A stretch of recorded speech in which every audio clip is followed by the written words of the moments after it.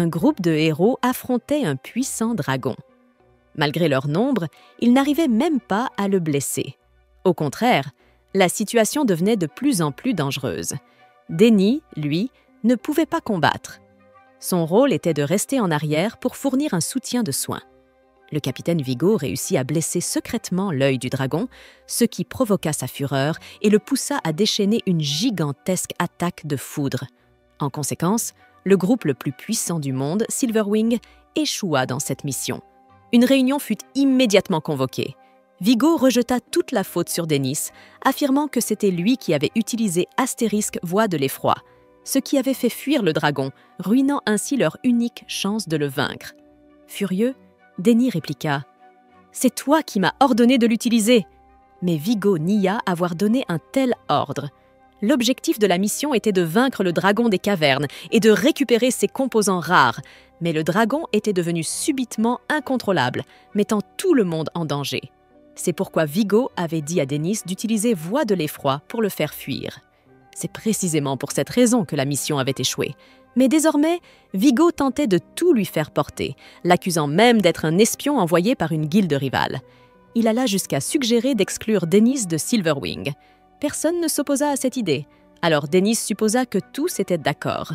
Vigo déclara « Un cuisinier comme toi n'aurait jamais dû faire partie de cette équipe. » En entendant cela, Dennis se mit en colère et le défia de régler ça par un combat. Vigo répondit « Silverwing est réservé aux vrais combattants.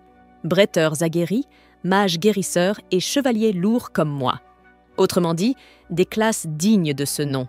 Ta présence ici était une erreur.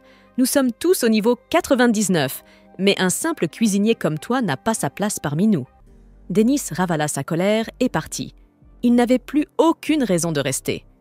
Après avoir rassemblé ses affaires, il se prépara à quitter la capitale. Soudain, une fillette le heurta et perdit son ballon. Dennis bondit pour le récupérer et le lui rendit. « Si c'est important pour toi, ne le lâche plus jamais, d'accord ?» lui dit-il. Vigo observait la scène avec satisfaction. Il avait quelque chose en tête, une manigance.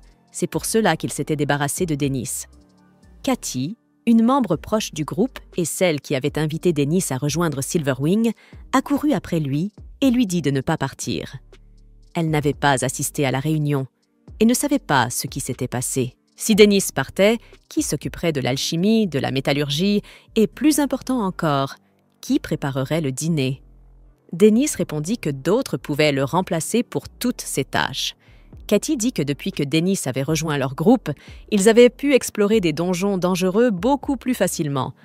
On les appelait désormais le groupe le plus puissant du monde, mais personne ne réalisait que Dennis était le héros silencieux qui protégeait la ligne arrière.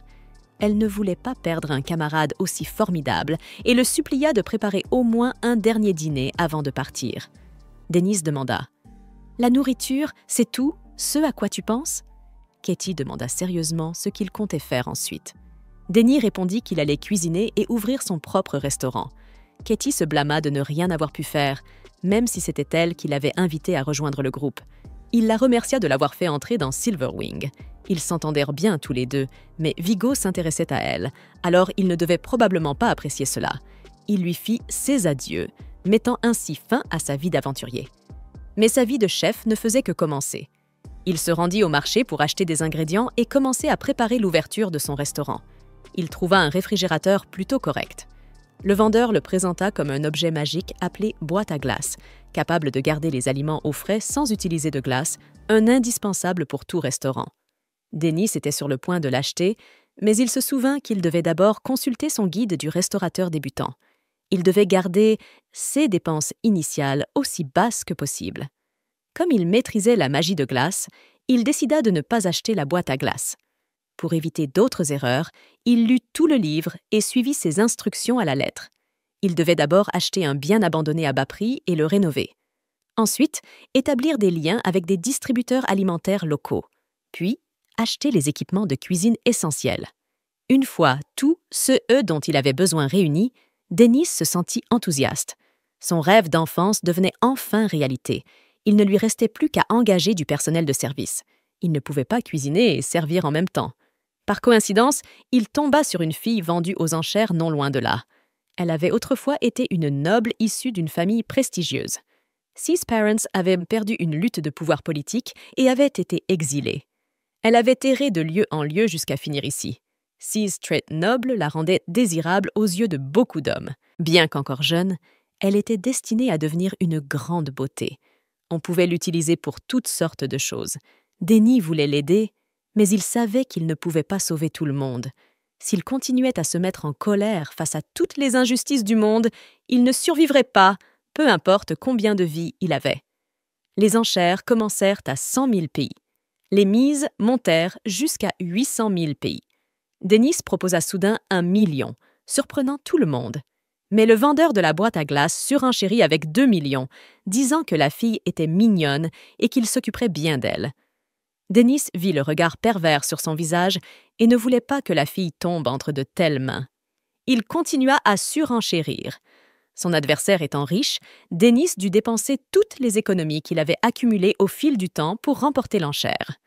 En voyant son état, il lui acheta des vêtements. Quand ils eurent fini leurs achats, il était déjà le soir. Il lui dit de rester près de lui, sinon elle se perdrait. La fille, marchant comme une poupée sans vie, se retrouva séparée de lui. En regardant autour d'elle, elle ne voyait pas son nouveau maître. Les souvenirs de son passé terrible refirent surface, ce qui la rendit triste. Son esprit commença à se vider jusqu'à ce qu'elle entende Dennis l'appeler. Il avait supposé qu'elle le suivait et ne s'était pas rendu compte qu'il allait trop vite. Il s'excusa d'avoir marché si vite. Elle lui demanda pourquoi il l'avait acheté. Il répondit qu'il n'y avait pas de raison particulière. Il s'était juste souvenu de quelque chose du passé. Il lui demanda son nom. Elle se présenta sous le nom d'Atelier et l'appela Dennis Sama, ce qui le mit un peu mal à l'aise. Il lui dit qu'elle pouvait se passer des honorifiques inutiles. Atelier, si elle voulait rester, elle pouvait vivre à l'étage, ou bien partir si elle le souhaitait. Cela surprit Atelier. À ce moment-là, son ventre gargouilla de faim, donc le meilleur choix était de rester. Denny lui prépara un plat simple, du riz frit aux œufs. Les ingrédients étaient variés, mais il choisit le bœuf comme source de protéines. Après avoir ajouté les œufs et le riz, il commença à mélanger, puis incorpora le bœuf et les oignons. Observer Dennis cuisiner apporta à Atelier un apaisement qu'elle n'avait jamais ressenti auparavant. Toutes ses inquiétudes disparurent. Lorsqu'il termina, il lui servit le plat. Dès la première bouchée, les saveurs la submergèrent. Elle n'avait jamais mangé quelque chose d'aussi délicieux, et des larmes de bonheur coulèrent le long de ses joues. Elle avait dû beaucoup souffrir. Dennis ne savait pas ce qu'elle avait traversé, et si elle ne voulait pas en parler, il ne poserait pas de questions. Elle finit par s'étouffer à force de manger trop vite.